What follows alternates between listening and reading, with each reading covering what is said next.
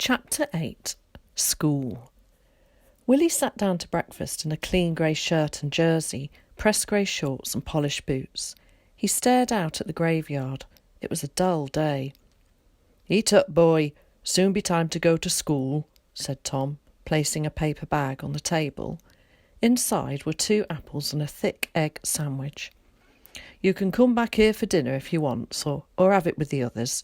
Best take your cap and mackintosh. Looks like rain." He picked up Willie's label from the top of the bookcase and handed it to him. They walked together through Dobbs Field, and Tom stood by the gate and let him walk on his own up the lane. Zack was sitting on the Littles' dilapidated gate waiting for him. Willie met him and turned to look at Tom. They waved to each other and Sammy immediately shot forwards. "Samuel!" said Tom firmly. "Here!"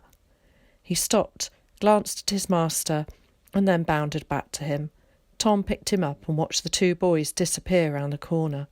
George and the twins were standing in a crowd outside the village hall. 2 old cars drew up with 8 children and 2 anxious-looking mothers inside. "I say," said Zack, "it's awfully crowded, isn't it?"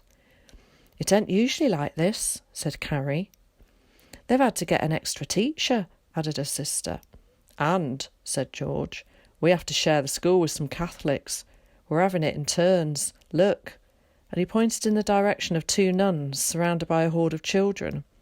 "If it stays like this, we ain't going to have much school at all." And he grinned with pleasure. The 5 of them went into the hall together. The blackout curtains, which were rolled neatly above the windows, stood out starkly against the light green walls and wooden skirting boards. Mr. Bush was seating the small children cross-legged on the polished wooden floor. The older children were to sit in the back half of the hall, which was filled with rows of chairs. At the front end was a small raised platform with curtains on either side. "I say," said Zack excitedly, "there's a stage." "Quickly," said George, tugging at one of Zack's well-darned sleeves. "Let's grab them chairs before the big uns get 'em." He ran towards them, Willie following as fast as he could, climbing over several small children on the way. Everyone else had grabbed seats at the back, and when it was too late, George suddenly realised why the particular seats they had chosen had been left empty. They were sitting in the front line of chairs. The rest of the children were seated on the ground, so that all 5 of them were now very exposed. "Drat it," cursed George. "I got some humbugs I was going to slip in my mouth." Mr. Bush and Mrs. Hartridge were talking to an elderly lady. "That's Mrs. Black," whispered Ginny. "She must be the extra teacher." Mr. Bush dealt with the older children first and placed a few evacuees with them at the back. It was very noisy.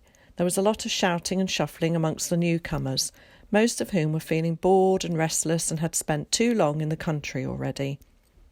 Mr. Bush announced the times when the older ones were next needed and dismissed them. George, Carrie and Ginny were to be in Mrs. Hartridge's class again. She was taking the 8 to 11-year-olds. The twins had had their 10th birthday in the holidays and George was 11.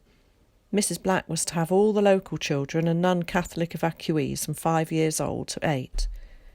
Willie watched Mrs. Hartridge approach him and Zack.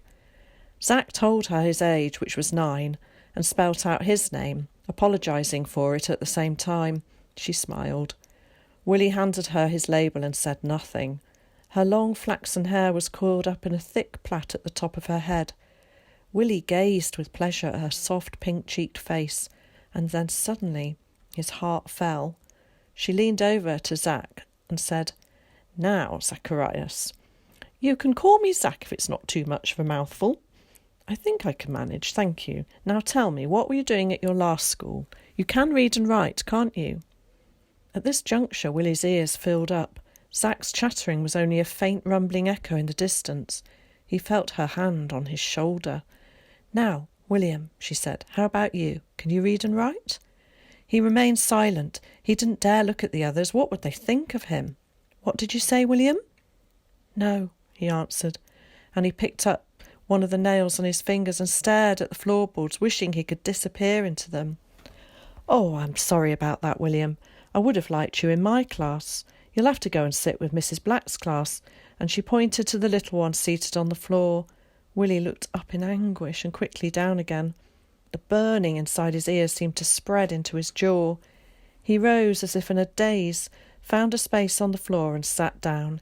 He clasped his hands tightly together and bowed his head. He felt utterly humiliated. Mrs. Hartridge's class were dismissed. They were to have school in the afternoons and wouldn't be starting until Friday. Willie was left with Mrs. Black, and she and the remaining children filed over to the school. There were 2 girls even older than him